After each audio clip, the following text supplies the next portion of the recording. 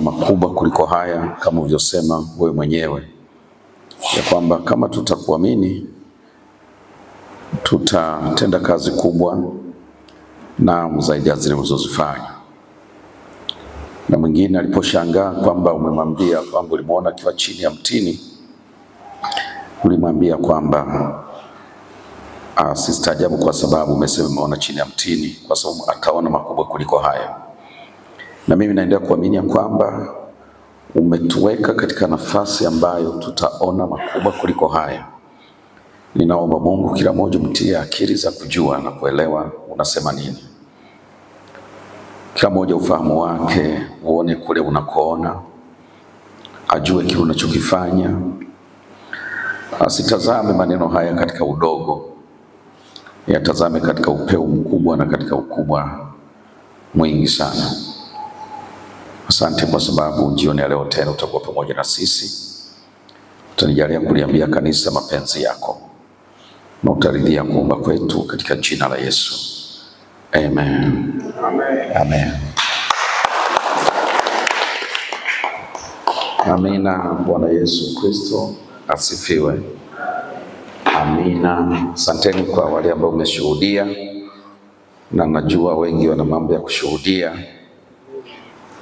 lakini kama nilivyosema, najua kuna wakati tutashuhudia shuhuda kubwa kuliko hizi, shuhuda za mambo makubwa zaidi kuliko haya. Amen. Amina. Bwana Yesu Kristo asifiwe. Nataka niunganishie na kile alichokuwa nasema Tina. Wale tulioanza nao ule mwanzo kabisa masomo haya na maombi haya, nilikuwa nikiwaambia chimbuko la hayo majitu na jinsi ambavyo kusoma Mwanzo sura ya 6 unaona yalikuwepo kabla ya gharika. Yalikuwepo, yanaitwa Wanefili, walikuwepo siku hizo. Wakati ule ilikuwa kabla ya gharika. Mwanzo sura ya 6. Na utafuta ule mstari hapa, Mwanzo sura ya 6. Mstari wa ngapi? Wanefili walikuwa hapo siku hizo. 4. Asante. Ukianza mstari wa kwanza unasema, ikawa wanadamu walipoanza kuzidi usoni pa nchi, na wana wa kike walizaliwa kwao. Wana wa Mungu niliwapa kuelewa wana wa Mungu ni nini, kwa hiyo sirudi huko tena.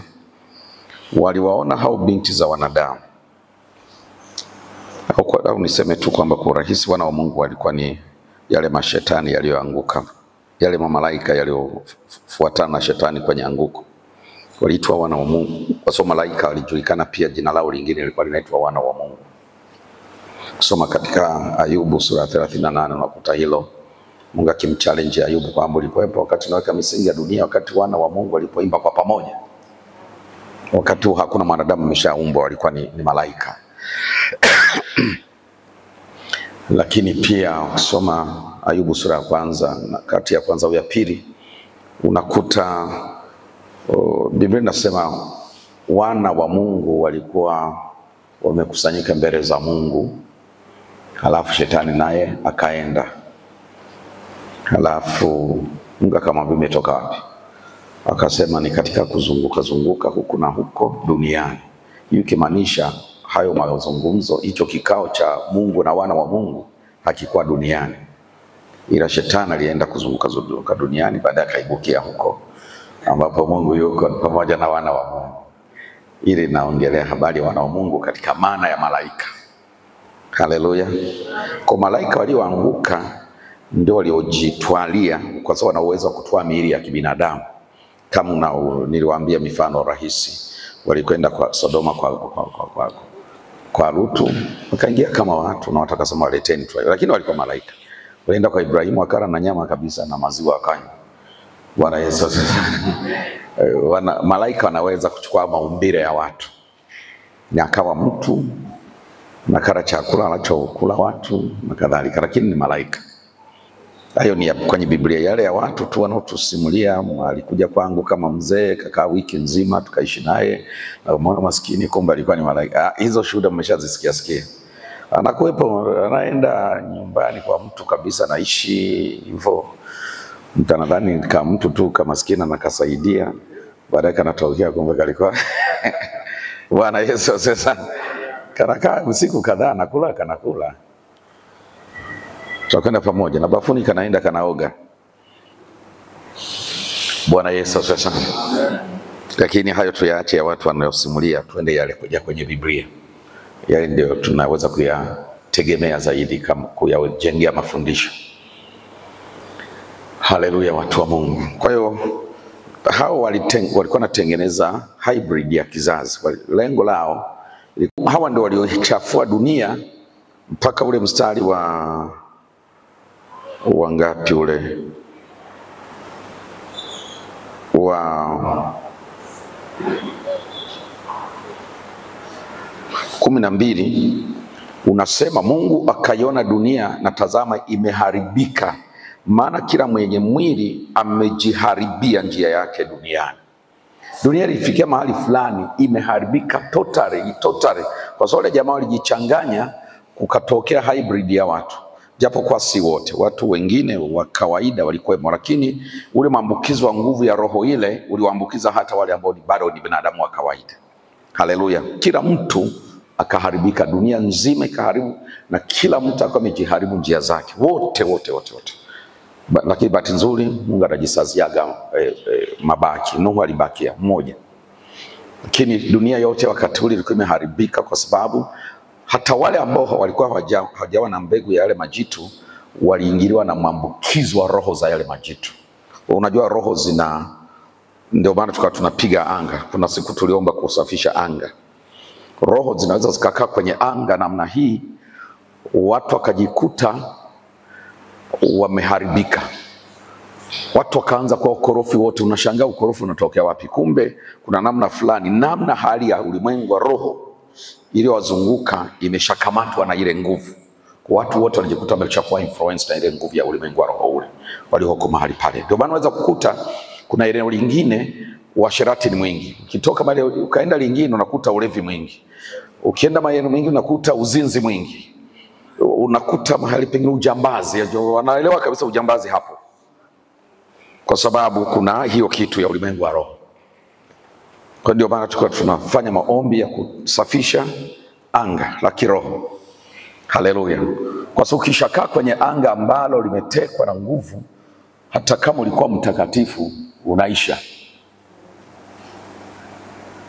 Bwana Yesu asifiwe sana. Ni mpaka uwe unajua na unaweza ukawa na nguvu inayoshinda nguvu ile, kama tulivyokuwa tunashuhudia mama huyu hapa. Nguvu yako imeshinda ya kwangu. Hiyo ndio siri, na Yesu ndiye aliyofundisha. Akasema mtu yeyote akiwa anataka kuteka vitu kwenye nyumba ya mtu mwenye nguvu, lazima hakikishe kwamba ana uwezo wa kumzidi nguvu yule, halafu afanikiwe kumfunga. Usipofanikiwa kuwa na uwezo wa kuwa na nguvu za kuzidi yeye na ukafanikiwa kumfunga, sahau habari ya kuteka. Haleluya. Lazima upate nafasi ya hali yako ya kiroho iwe ina nguvu, inaweza kudhibiti anga la hapo. Bwana Yesu sasa. Biashara zetu zinakufa wengine si kwa sababu mitaji hatuna, wala si kwa sababu hatujui kufanya biashara. Kuna wakati mwingine tumeangukia kwenye anga ambalo tumeshindwa kulimudu. Sawa. Umeangukia mahali hii kitu natenda kazi hapo, nguvu yako haijatosha. Tutakwenda pamoja. Kwa kama najua hivyo vitu, unakabiliana nayo, unaishinda, unaona kabisa watu wanafanyaje, wanaenda. Ndicho kilitokea kitu hicho kule Efeso na ni Filipi. Ameingia pale, watu wana shughuli yao ya kuagua, na kuna kadada fulani hivi wamekatia mapepo mengi ya kutosha. Kenye shughuli yao, ukija tu kanakuambia mambo yako yote. Na mimi nimekuwa nikiambia wale mnaotishika, kuna watu hata wakifundishwaje hawaelewagi. Yaani akishaona mtu anatabiri halafu anapatia, anasema huyu anaenda kichwa mzima. Yaani hiyo siku mtu kutabiri akapatia sio sifa pekee inamfanya mtumishi wa Mungu. Kuna vigezo vingi unavyovitazama unaposema huyu ni mtumishi. Si kule kutabiri tu akapatia usahihi. Kabla hujasema huyu ni mtumishi wa Mungu, angalia vigezo vyote vinavyotosha kumfanya mtu aitwe mtumishi wa Mungu. Usiangalie kimoja. Sasa watu siku hizi wapende mafundisho. Unaona kama hivi niko nafundisha, asubuhi tulikuwa tumejaa mpaka kule rutuki hivi. Sasa maneno kama haya mtu ambaye haisikilizi kwa vyote ataishi tofauti na haya, kwa sababu si hayupo. Si hajui tunaongea kitu gani. Haleluya, haleluya. Sasa usitishwe mtu ametabiri amepatia. Hicho sio kigezo pekee. Kuna vigezo vingi vinavyo qualify mtu kuitwa mtumishi wa nani? Mtumishi wa kweli wa Mungu. Kuna somo nalifundisha sijalimaliza, semina niliyofanya mwezi wa 3. Nilisema ilikuwa mwezi wa 3 au 4. Nilifanya semina inaitwa mtaifahamu kweli. Nikafundisha kipande cha kweli, baadaye nikasema semina ijayo nitafundisha kipande cha uongo, kwa sababu huwezi kujua uongo kama hujajua kwanza ukweli. Na ndipo tunapokosea, tunakuja tunapakizana roho chafu, imani potofu, manabii wa uongo, lakini hujaweza kueleza watu wakajua nabii wa kweli sasa ni yupi, wanamjuaje ili huyu wamwite wa uongo, wa kweli wanamfahamuje? Haleluya. Haleluya, haleluya. Ili hii waite imani potofu, imani ya kweli wanaijuaje? Kwa nilianza nikafundisha kwanza kweli ni nini na mambo yote yanaendana na kweli. Nikasema semina ijayo nitafundisha sasa what is a lie, what is a falsehood. Tunaita falsehood, kwamba mambo haya yote yameenda yamepotoka tu. Huwezi kujua falsehood kabla hujajua truth. Sasa watu wanatekwa kwa namna hiyo kwa sababu wanataka kurukia. Wanakuwa na maarifa, wamepiki kipengele kadogo, halafu anadhani ameshajua, halafu anapotea. Bwana Yesu asifiwe sana. Kwa hiyo yule binti akawa anatabiria ya kweli kabisa. Kumbe ni jamaa wanatengeneza biashara ya uaguzi.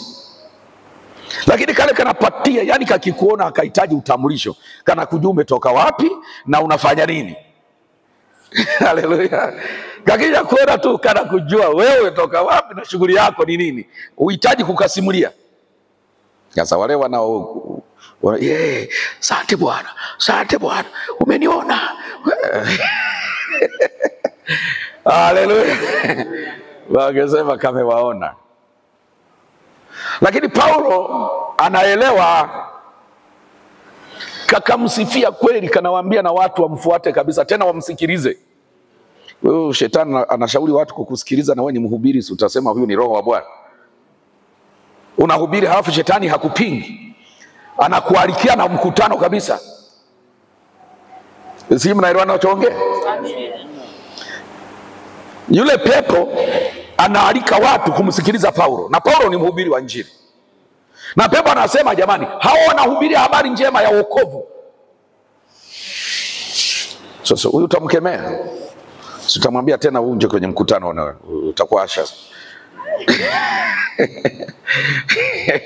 Haleluya, haleluya.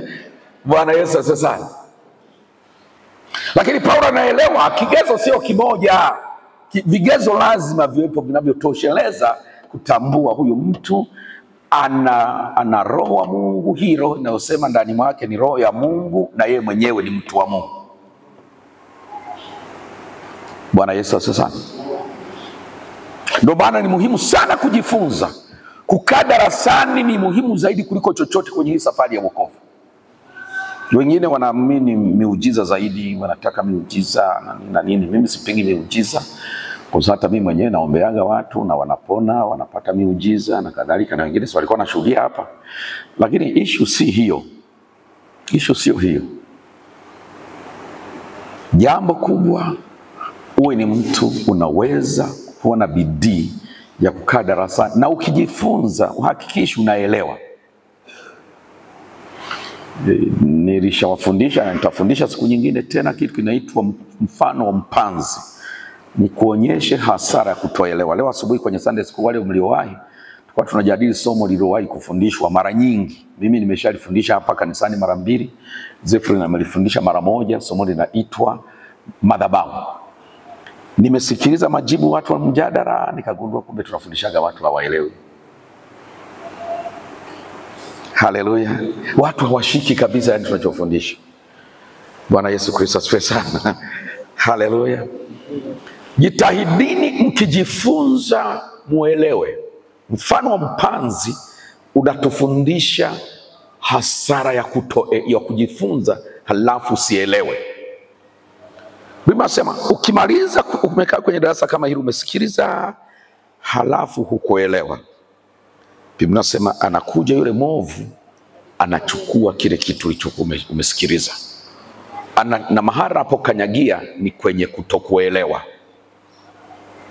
Akishagundua hukuelewa, yani wewe utafanana tu na mtu ambaye hakuwahi kujifunza.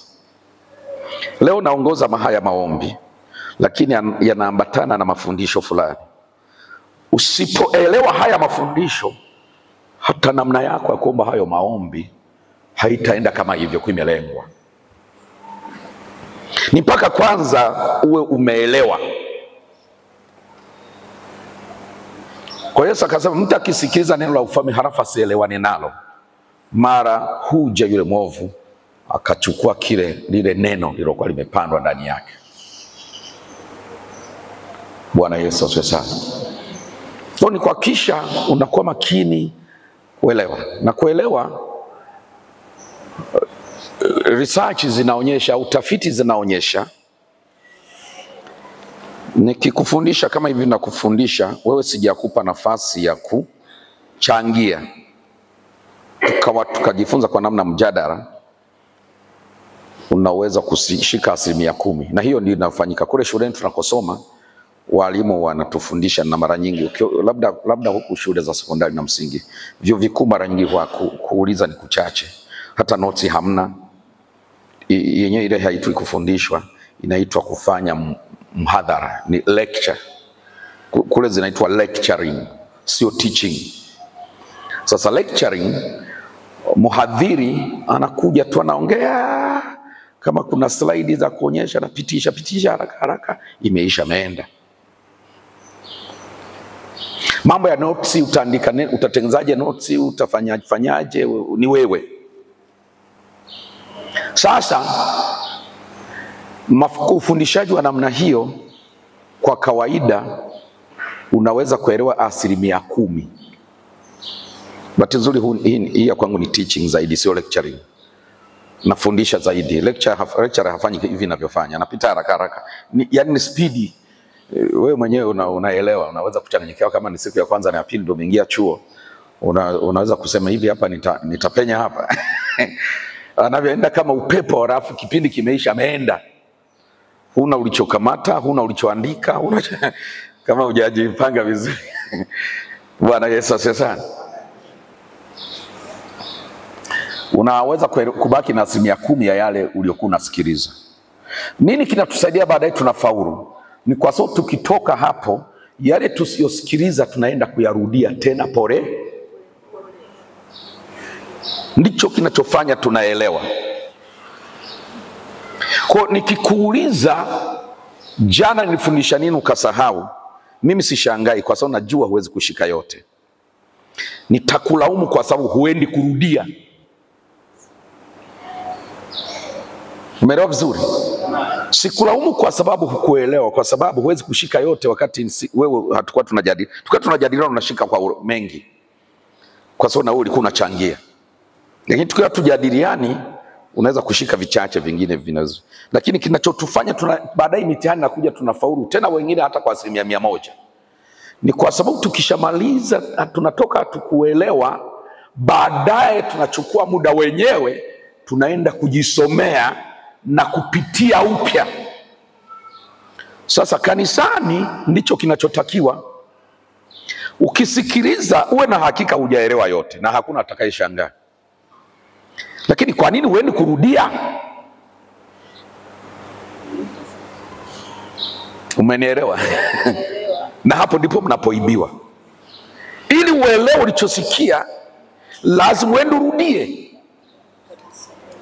Pita upya tena humo. Tunakwenda pamoja. Pita humo tena, nenda urudie. Peke yako ukiwa na muda, unajikuta umeshaelewa yote, au kama sio yote basi angalau 80-90 umeshayaelewa. Siku nikija na kuuliza tulijifunza nini, unaona mtu. Ndio maana kuna wakati mwingine unakuta maswali karibu yote anajibu mtu mmoja. Ni kwa sababu yule alienda kurudia. Sio kwa sababu anashika kuliko wengine. Ila kilichomfanya unamwona kile ukiuliza anajibu ni kwa sababu mlipotoka yeye alienda kayarudia tena. Wengine wakitoka hawaendi kurudia tena. Bwana Yesu asifiwe sana. Kwa wanaonekana kama hawashiki, lakini hata yule alikuwa hashiki, ila alifanya jitihada ya ziada ya kwenda kurudia. Na ndivyo ninavyotakiwa. Kila mtu kishajifunza hapa, nenda rudia kisha umeelewa, vinginevyo shetani atakuibia. Mimi najua tunaweza kuwa mbali sana kama hatupotezi tunavyojifunza. Bwana Yesu Kristo asifiwe. Sasa nisikilize kidogo hapa. Majitu yalikuwepo kabla ya gharika. Mungu kasirika, yameharibu dunia, akaamua kuifuta yote kwa maji. Yale aliyokuta Yoshua alitoka wapi? Na Caleb. Jina lile lile Wanefili. Walioangamia kwa gharika. Musa anatuma Yoshua na Caleb na wenzake kwenda kupeleleza nchi, wanayakuta tena. Yametoka wapi? Na ni baada ya gharika. Ni kila alichokuwa anasema Tina, yanaenda kujipanga kutafuta mpenyo tena. Yalienda, yalivyoona menzetu yameisha, yale mamalaika yaliozana watu, yakasema tutarudia tena ule mpango. Yakaenda akarudia, yakazaliwa tena.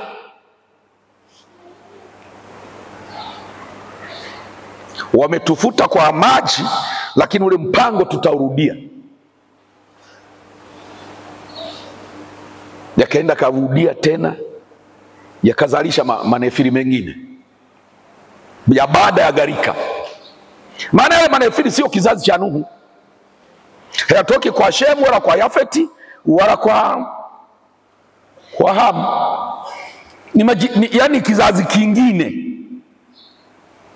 Hakiko kwenye mbegu ya Nuhu. Ni kizazi kingine kabisa, lakini yapo. Bwana Yesu asifiwe sana. Sasa lazima ujue hicho ambacho Tina amesema, na nimekisema mara kadhaa hapa. Sasa nisome mistari hii miwili tuombe. Tuombe mistari si mingapi hapo kwenye kitabu cha Samueli wa kwanza, waraka wa kwanza wa Samueli.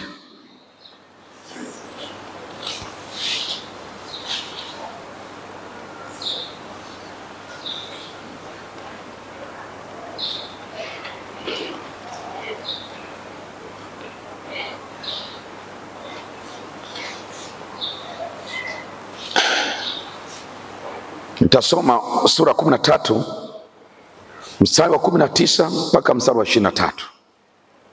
Sikiliza hivi. Basi hakuonekana muhunzi yeyote katika nchi yote ya Israeli, kwa kuwa Wafilisti walisema Waebrania wasije wakajifanyizia panga au mikuki. Lakini Waisraeli wote hushuka kwa Wafilisti ili kunoa kila mtu jembe lake na mundu wake na shoka lake na sululu yake. Ila walikuwa na tupa za kunolea sururu na miundu na mauma na mashoka na kwa kuinoa michoko. Hivyo ikawa siku ya vita hakuonekana mkononi mwa mtu yeyote miongoni mwa watu waliokuwa pamoja na Sauli na Yonathani upanga wala mkuki, isipokuwa Sauli mwenyewe na mwanae Yonathani walikuwa navyo. Jeshi la Filisti wakatoka hata mwanya wa Mikmash, Bwana Yesu asifiwe sana. Hii ni story ndefu, inaanzia kule nyuma, lakini inaanzia katika namna ambavyo wana wa Israeli waomba mfalme, wakapewa Sauli. Baadaye Mungu akampa maelekezo Sauli kupitia Samueli. Sasa Bwana, kuna mambo ya kutoa sadaka na nini, subiri hapa siku 7. Walikuwa aliwekwa wakfu mahali panaitwa Gilgali, ndio madaraka yake ya ufalme yalitangazwa na Samueli. Akamwambia baki hapa Gilgali, mimi nitarudi tena baada ya siku 7, tutatoa dhabihu kwa Bwana. Sasa huku mbele kidogo, huyu dogo nani, Yonathani, ameenda kule Gibea. Kwao ni Gibea, ndio palikuwa kwao, Gibea ya Benjamin. Kule kulikuwa na ngome ya Wafilisti. Miaka hiyo Wafilisti walikuwa wamewaelemea sana Waisraeli.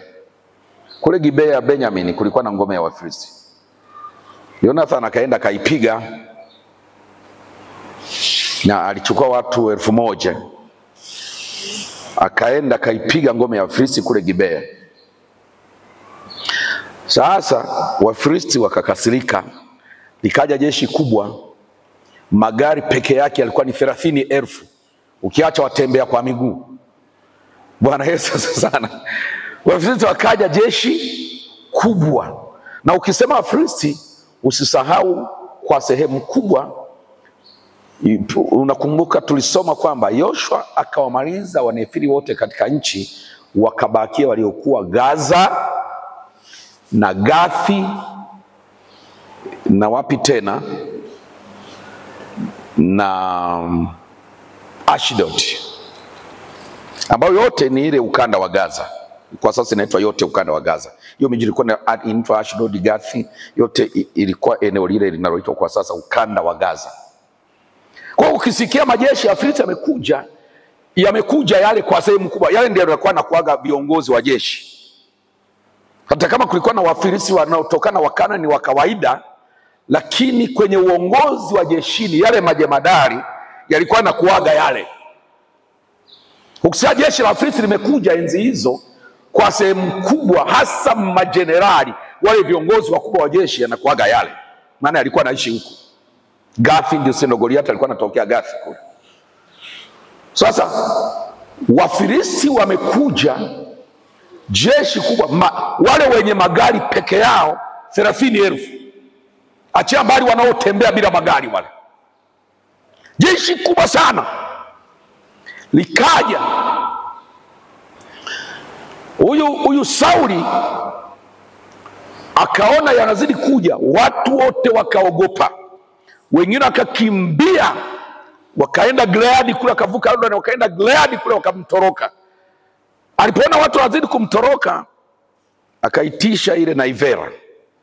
Nisaidieni hapo hiyo naivera, nimuulize Bwana tunafanyaje hapa, nitoe na dhabihu. Akatoa dhabihu, kavaa naivera, zile wanavaga makuhani zile. Bwana Yesu sana. Katoa dhabihu, mara tu anatoa dhabihu, Samueli huyo hapa. Akamuuliza unafanya nini? Niliona umechelewa. Haleluya. Niliona umechelewa, watu wanazidi kunitoroka. Nikaamua nifanye sadaka, nipate rehema za Bwana. Kama umefanya upumbavu wewe. Umeshalikaidi tayari neno la Bwana, na kwa sababu hiyo ufalme umeondolewa. Atapewa mwingine ambaye moyo wake unampendeza Mungu. Historia inasema wakati ule ulikuwa ndio mwaka wa 2 wa utawala wake. Sasa imagine alitawala, unajua miaka 40. Lakini kati ya hiyo miaka aliyotawala hajakataliwa na Mungu ni 2, na miaka aliyotawala amekataliwa na Mungu ni 38. Unaelewa? 38 ya kuongoza, lakini Mungu amekukataa. Uvuli hauko ndani yake. Ndio usishangae maisha ya Sauli alivyokuwa. Alikuwa anatawala bila uvuli wa Mungu. Kwa sababu alishaachwa tayari. Bwana Yesu asifiwe sana. Sasa Sauli alipokuwa katika hali hiyo, vita zikazidi kuja, Wafilisti wanazidi kuja. Wakati wa Wafilisti wameshatengeneza utaratibu juu ya wana wa Israeli. wamewaambia hakuna kumiliki silaha mtu yeyote. Waisraeli wanakwenda vitani lakini hawana silaha. Wamesema mtamiliki majembe na miundu sio na vitu gani vile vya kufanyia kazi mashambani vile kama unavyojua. Na vyenyewe mkitaka kuvinoa mnakuja kunolea huku kwetu. Msije mkatudanganya mkatengeneza mikuki huko. Haleluya. Wanaenda kunolea hizo zana zingine ambazo si silaha za vita, bado wanakwenda Gathi na Gaza na Ashdod na kwingine na Ekroni kwenda kunoa vitu hivyo. Sasa kwa maana hiyo wamewatawala. Mtu akisha kuambia usiwe na silaha na vita vikaja, sikiliza ninavyosema, basi hakuonekana muhunzi yeyote katika nchi yote ya Israeli, kwa kuwa Filisti walisema Waibrania wasije wakajifanyizia panga au mkuki. Lakini Waisraeli wote hushuka kwa Wafilisti ili kunoa kila mtu jembe lake na mundu wake na shoka lake na sururu yake, ila walikuwa na tupa za kunolea sururu na miundu na mauma na mashoka kwa kuinoa hiyo michokoo. Hivyo ikawa siku ya vita haikuonekana mkononi mwa mtu yeyote miongoni mwa watu waliokuwa pamoja na Sauli na Yonathani upanga wala mkuki, isipokuwa Sauli mwenyewe na Yonathani. Sasa hili ni jeshi gani? Hili ni jeshi gani? Linashindaje? Nisikilize sasa, mwambie jirani yako msikilize mchungaji. Ni hivi, moja mbinu zinatokea. Leo umepata neema na ile nguvu kama tulivyokuwa tumesema, na binti yule amesema, issue ni hii, kuilinda. Kupata nguvu haimaanishi hakuna vita. Kuna maanisha tu vita vitakuja, nguvu yako itakuwa kubwa kuliko ya adui na wewe una uhakika wa kushinda. Sasa adui anafanyaje ili akija ashinde? Anahakikisha unaishi bila silaha. Na moja ya silaha kubwa ni ile nguvu tulikuwa tunaiongelea asubuhi. Haleluya. Lakini ile nguvu imetoka kwenye lile neno na yule Roho wa Mungu na ile neema ya Mungu. Nimetaja vitu asubuhi, si ndio?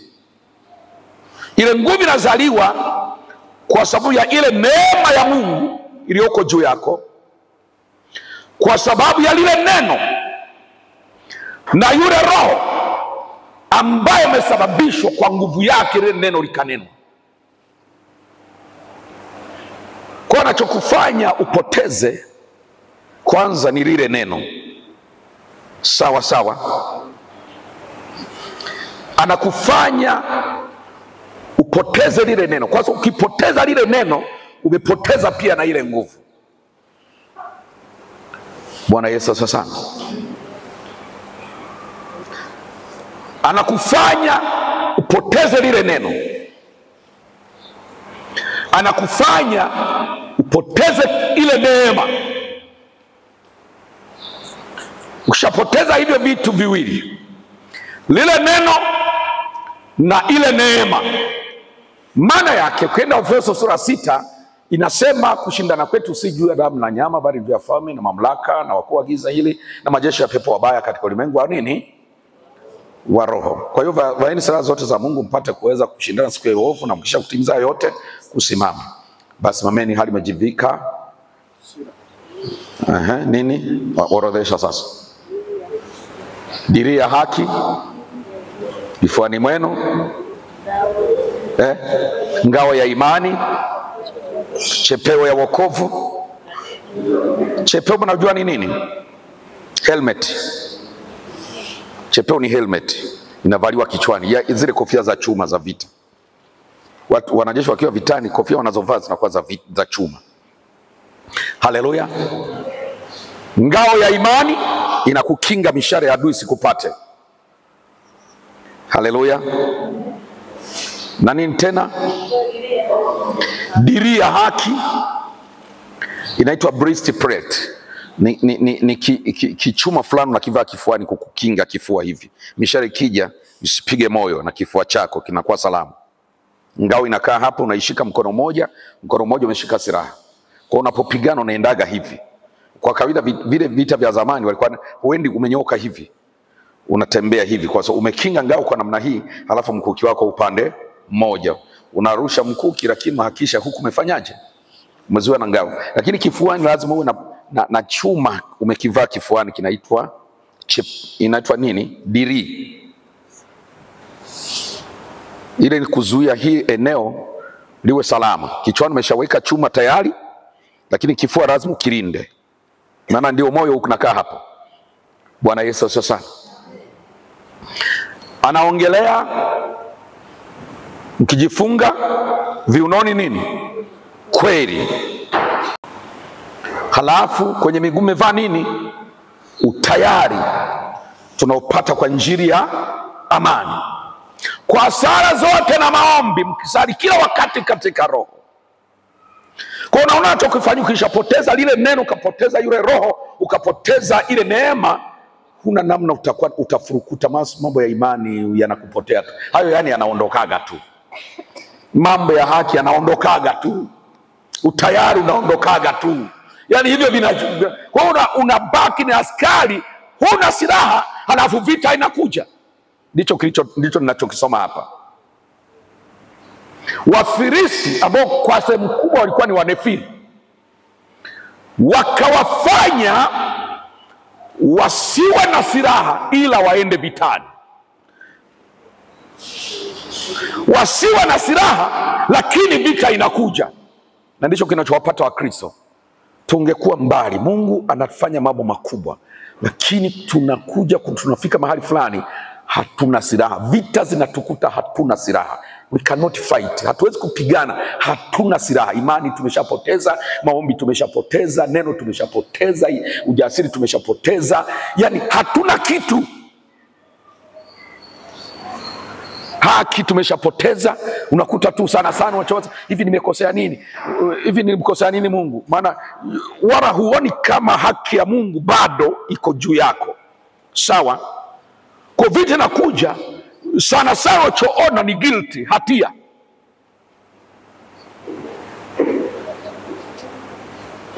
Tunakwenda pamoja. Na shetani anakuambia, uko sahihi, ulishakosea mambo. Unafikiri hata Mungu anakuangalia? Bwana Yesu sasa. Huwezi kufight, huwezi. Kwa sababu umekuwa Mwisraeli anayepigana na Wafilisi wakiwa wameshamwamuru asiwe na silaha. Na ndivyo kanisa tunavyokuwa. Tunataka kupigana lakini silaha zote tumeshapoteza.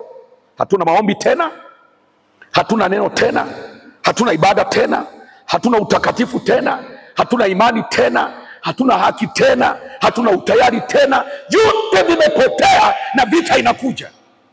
Unashindia wapi? Unashindia wapi? Vita inakuja halafu umeshavuliwa kila kitu. Unashindia wapi? Unapigania wapi? Unashindia wapi? Vita inakuja, vyote umeshapoteza. Na aliyefanya usiwe navyo ni huyo anayekuja kupigana na wewe. Anamaliza kuhakikisha huna silaha hata moja, halafu ndo anaibua vita. Tusimame. Tusimame. Nataka maombi yetu ya jioni ya leo yawe kile nilichosema, kuilinda ile nguvu, kuilinda ile neema. Wana wa Israeli kuna nyakati walikuwa wanashindwa kuilinda, wanapigwa sana. Baadaye wakijirudi kidogo wanashinda tena. Soma kitabu cha Waamuzi utaelewa huo mzunguko. Ulikuwa ni mzunguko wa kupigwa na kuinuka, kupigwa na kuinuka tena, kupigwa na kuinuka tena. Kwa sababu walikuwa kuna nyakati wanapoteza. Mungu ameshawafanya ni watu wake, amewachagua kwa neema yake, lakini bado kuna wakati wanapoteza ile neema. Kwa sababu ya kutozingatia mipaka aliyowapa, ninyi msiabudu miungu mingine, msichangamane na wale watu, na miungu yao na kadhalika. Wakienda wanaanza kujichanganya tena, inarudi. Hakuna neema isiyo na mipaka. Linda mipaka. Wakati tukiwa tunaabudu Mungu, tutakuwa na dakika kadhaa, tutatumia nusu saa tu mpaka saa 12:15 tutamaliza. Naomba nimkaribishe mchungaji pale aje tuongoze kwenye maombi.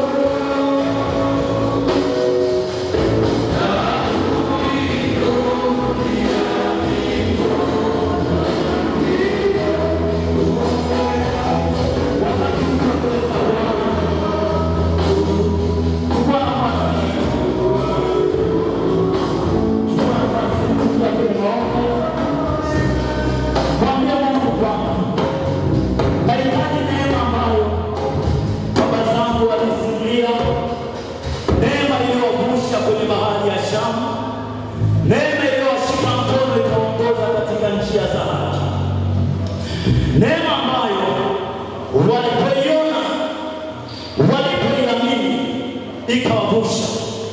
Neema ambayo walipojitisha chini yake haikuwaacha. Neema ambayo imefunuliwa. Yesu akasema ya kwamba yale ambayo wamefichwa wakuu wa dunia hii yamefunuliwa kwa watoto wachanga. Unapomwamini Yesu Kristo awe Bwana na Mwokozi wa maisha yako, kuna nguvu ya neema ambayo inakuwa juu yako, ambayo wengine hawawezi kuiona kwa urahisi. Kwa hiyo nenda mbele za Mungu sahihi, mwambie Mungu ile neema iliyofunuliwa inaweza kanifanya niingie kwenye mapenzi na makusudi yako. Wakati watu wanataka kuiona neema ya Mungu kesho, waikute ipo. Wanapotaka kuiona kesho kutwa, waikute ipo. Wanapotaka kuiona mwezi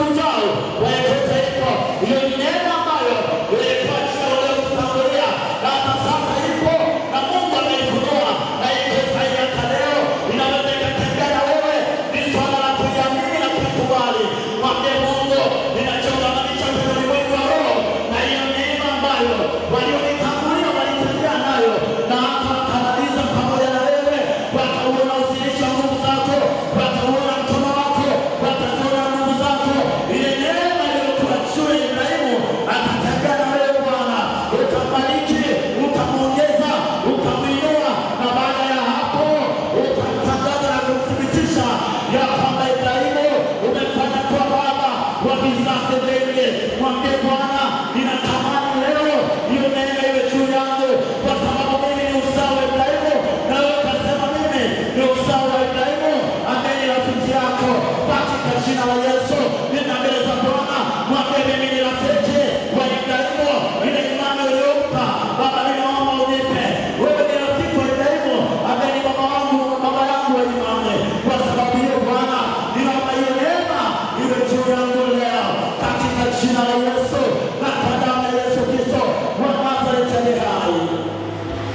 Neema ya mwendelezo, neema ya mwendelezo, neema ya mwendelezo, neema ya mwendelezo iliyotembea na Daudi wakati ambapo simba na ndogo wamekuja mbele yake akawatabiri, lakini hiyo neema ikasimama na ikakata Goliathi. Hiyo neema unahitaji jioni leo, na hiyo neema unahitaji saa hii katika jina la Yesu. Neema ambayo yale yaliyoanguka jana hata leo yanapainuka yakavutwa na hiyo neema. Neema ambayo yanaanguka leo hata kesho kesho yanavutwa na hiyo neema katika jina la Yesu Kristo wa Nazareti. Endelea kumimina moyo wako mbele za Bwana, endelea kumimina moyo wako mbele za Bwana katika jina la Yesu. Shetani